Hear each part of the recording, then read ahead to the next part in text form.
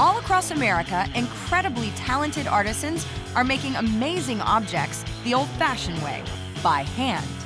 First stop, the Garden State. I'm meeting a potter who uses a technique dating back to the 16th century. It's kind of totally old school medieval. There's no shortcut. It just takes time. Then I'm on to Wisconsin to meet a young wood carver who doesn't see furniture quite the same way you and I do. I want to break people's perceptions of what things can look like. Finally, I'm taking a trip back in time with this lamp maker in Minnesota. It's nostalgic, it's cool, it's antiques, it reminds you of an older day. These artists are keeping me on task. This is scarier than anything I've ever done before.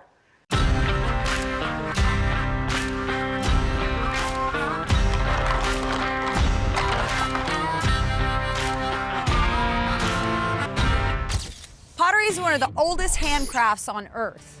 It's hard to believe you can start with this and make something both functional and beautiful, from dirt to dinnerware.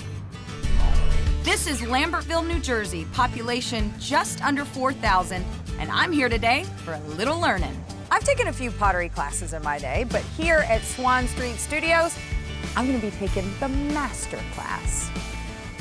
Catherine Hackle is playing in the mud, and she is great at it. This is amazing. You do bowls, you do plates, you do mugs. My pottery work is all functional. It's really built to be used. Early in her career, Catherine had an apprenticeship with a 7th-generation potter in Japan. He taught her some very valuable lessons. He would give me a piece to replicate, and then I would make a whole board of them. And then he'd come in, and he didn't speak a lot of English, and he'd say, ho, ho, ho, throw it away. Did he throw it away? He would just throw board after board of pots away. And he would laugh at you? He would laugh and say, look, oh, that's terrible. Throw it away. And just kind of, the bar was really high. And what does it feel like for you to be able to work with your hands and create things? And I love it. Clay makes sense to me. If you give me a piece of wood, I get very frustrated, but clay is fabulous. I like doing work that reflects the personality of the different material stages it goes through, so that you can get a sense of, that was soft at one point, but here it is kind of rock solid now. One of Catherine's favorite types of pottery is sgraffito. Sgraffito is a technique that requires the piece be covered with an additional black clay, and then the designs are carved on that layer by hand. you carved that octopus right I there know. by hand? It's kind of totally old school medieval dumping time into these pieces. There's no shortcut. It just takes time. After learning about the sgraffito technique, I was ready to throw down with Catherine at the wheel, the potter's wheel.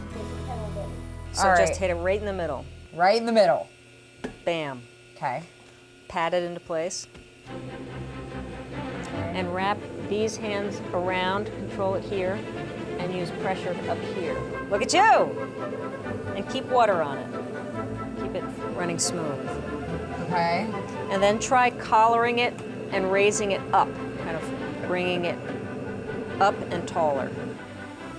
I think you're good. Look at that. That's a lot of work, people. That's some serious work. Don't be scared, just go boom, straight in. My nails are taking off most of it.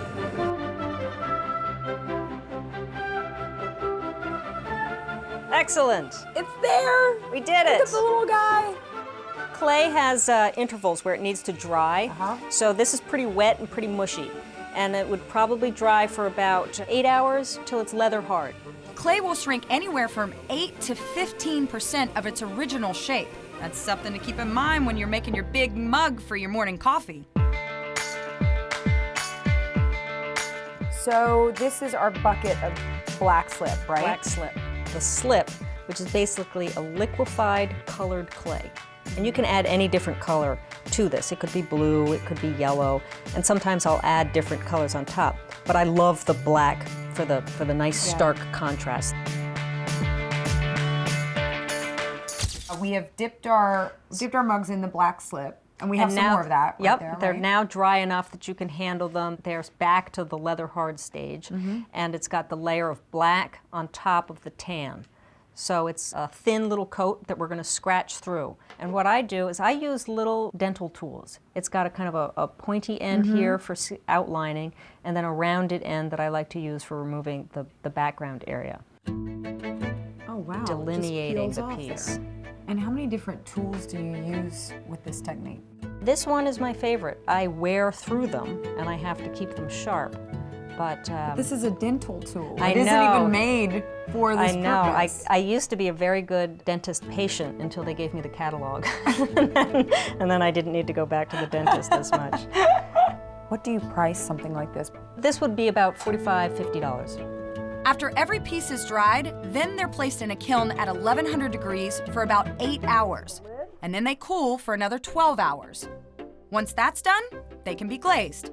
So after all that work, we have this beautiful piece. It's lovely, lovely, wonderful sgraffito. Sgraffito is finito.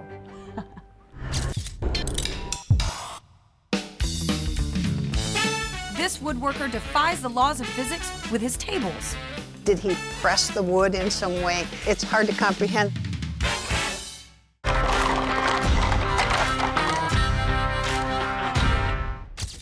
When I ask you to visualize a table, you probably imagine a flat piece of wood sitting on 4 legs.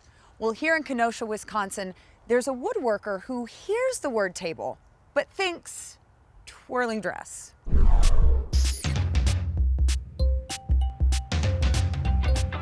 Martin Antramian had barely graduated from the University of Wisconsin when he had a life-changing dream. I woke up at 3 a.m. one morning with a vision in my head of a spinning dress carved out of wood, and I knew I just had to make it happen. In the campus shop, which is appropriately located on Wood Road, he crafted his dream. The result was the first cherry waltz table and his signature look. Solid wood furniture carved to look like rustling fabric. Someone actually carved this? Or how did you bend it, or things like that? Did he press the wood in some way? It's hard to comprehend. So this is it. This is where a young man armed with nothing but a vague mental picture of a dress caught mid-twirl taught himself how to bring that vision to life. I gotta say, I've never seen another table like this. I want to break people's perceptions of what things can look like to the point that they almost have to redefine what they are. You just blew my mind.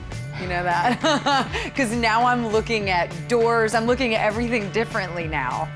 Are you a woodworker in general? I had been doing woodworking for about 4 years, definitely my first attempt at carving. This is your first attempt at carving? This looks like something a pro woodworker wouldn't attempt. When you first started, how long did that take you? The first one took me 1.5 years. How many times did you mess up? Never. Never!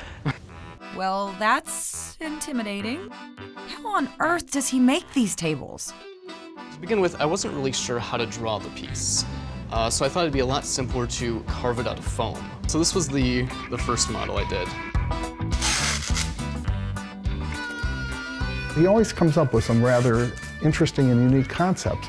Not all of them work, but once he focuses on what he wants to do, basically Katie bar the door. He is just going to do it, and that's all there is to it. It's made in 3 major sections. The bottom section is made up of 2 to 3 inch boards that are laminated side to side. The central column is constructed in a similar way, only now the boards are standing up and glued together. Then the top half, again, is made in the same way that the bottom is. The wave is drawn onto the bottom, and the peaks of each of those waves, I then draw lines coming up, spiraling around the piece up into the top.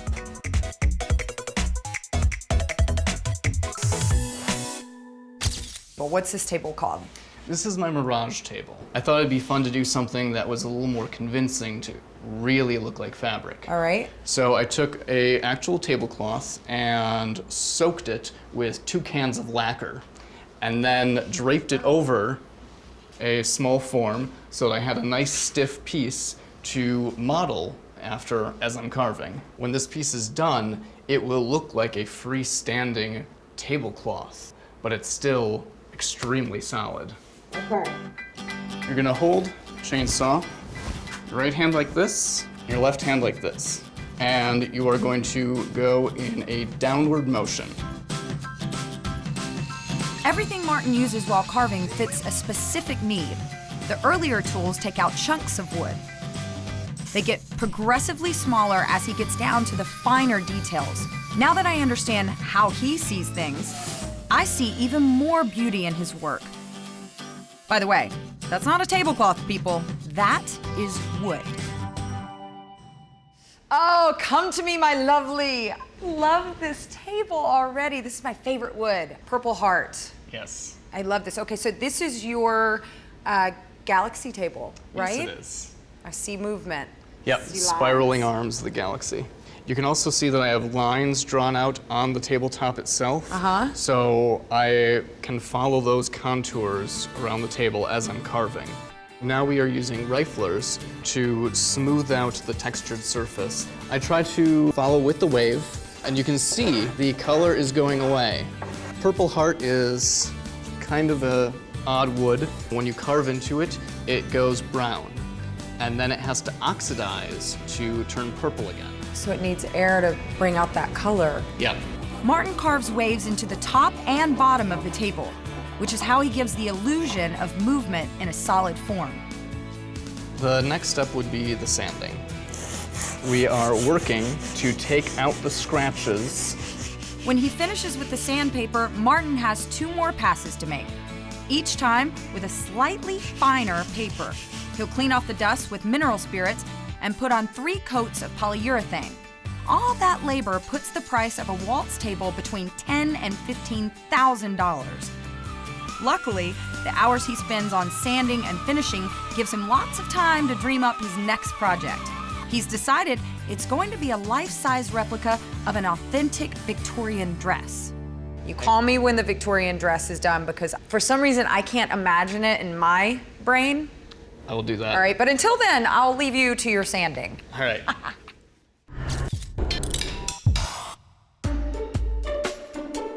You know that saying, everything old is new again? See, a lot of people look at that like it's junk, but it's cool. I'm traveling to meet a maker in Minnesota who merges the old and rusty with the bright and shiny and creates something completely different.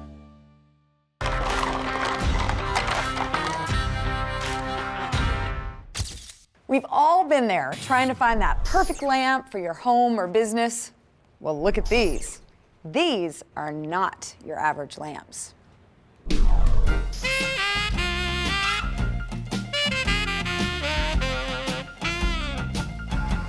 Sean Carling creates one-of-a-kind handmade lamps from salvaged antique industrial parts. Johnny's a really soft-spoken guy, incredibly nice guy, just has a ton of passion for what he does, and he's created a phenomenal product. See, a lot of people look at that like it's junk, but it's cool. I mean, something like this, you take this and you mount it onto something, clean it up, obviously, put a light above it, and it becomes a lamp. Sean finds pieces rooted in American manufacturing history and turns them into gorgeous floor and desk lamps. After only 3 years in the business, Sean can barely keep up with the demand. Customers just love the uniqueness of it, and the industrial thing is extremely hot right now. They gather a ton of attention. Antique parts on Sean's lamps can include an old boiler room steam gauge, a 100-year-old radiator plate, or a dashboard from an old tractor. Sean's business, Machine Age Lamps, is located in the small town of Farmington, Minnesota, just south of Minneapolis.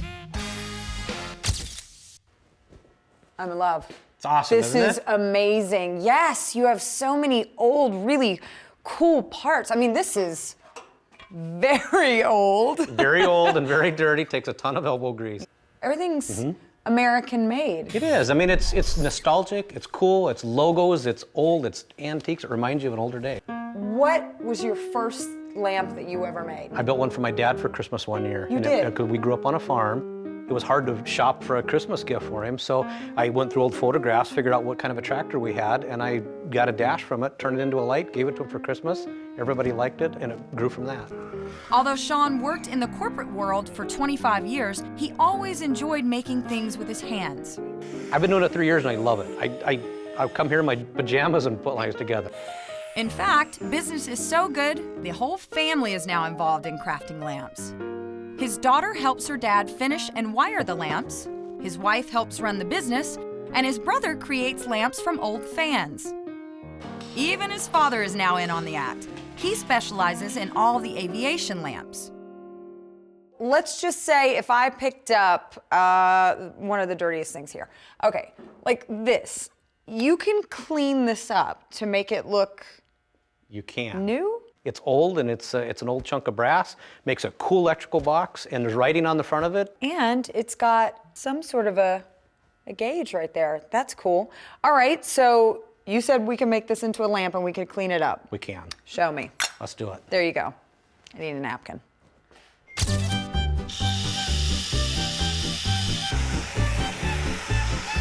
Probably the number one thing that's asked of us is, where do you get your stuff? Where do you get your parts? It's flea markets, it's antique stores, it's salvage yards, and it's just a little bit of anywhere.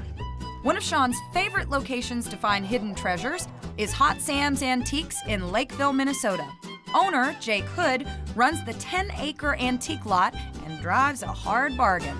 Where were we at on this one? Last time you was here, I think we settled I think we're close out to at 40, weren't we? how much? 40? I think your memory's going away. It could be. $75. All right, I want that one. We're gonna do that one for sure. I want that okay. for sure. Before. Okay, you won't go wrong with that.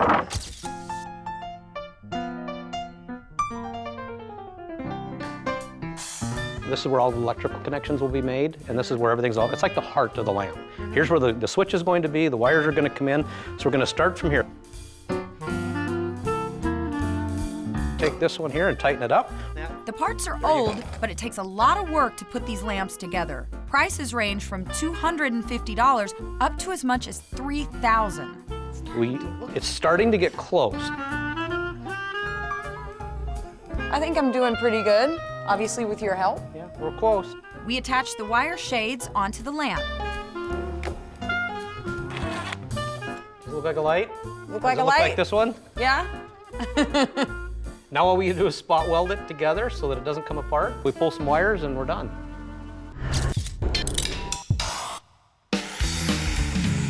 It sounds like we're nearly finished, but wait, did he just say we're gonna spot weld something?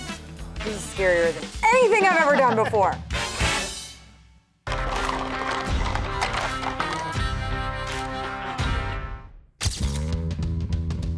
There you go. Now that the structure of the lamp is complete, Sean explains I need to weld some of the parts together. This is scarier than anything I've ever done before. Am I ready? Yep, pull the trigger. That's it. You're done. That was it? That's it.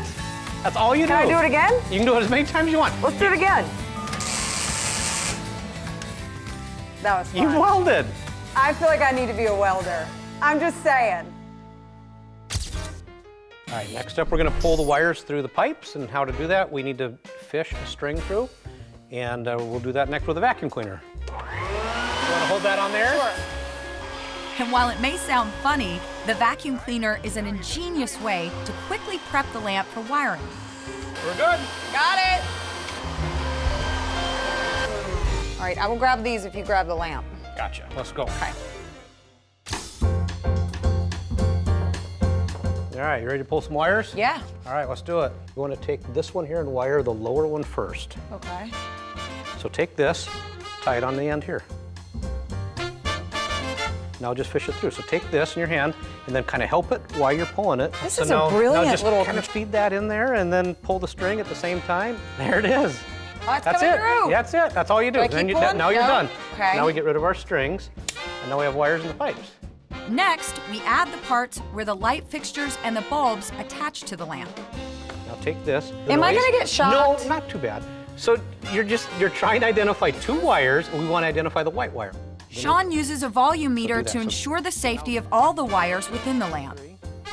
There, that's it. There it is. That's it. Then we close it up. Perfect. Yep. Now what you want to do is tuck the wires in. Okay. And there you go, and then use this to tighten them down. We attach the lampshades. Then we add these beautiful replicas of old-fashioned Edison-style bulbs. Sean orders the bulbs, has them dyed with an amber color, and chooses low wattage light. He believes they create an especially beautiful look. Love these bulbs. Isn't that cool? Yeah. That's it. We're done. Shall we try it? I think we might as well. Okay. Let's take it in the other room and plug it in. All right. Gosh, this is heavy. Got it? Yeah, I got it. Don't hit this. The moment of truth. Sean, is it gonna work? I hope so. Oh. Of course it will. If it doesn't, it's your fault. All right, 1, 2. It didn't work. Gotta turn it on. Ah! It worked. It does work. Yes. But we do have one more thing to do. We do. We need to sign it, and we need to give it a number.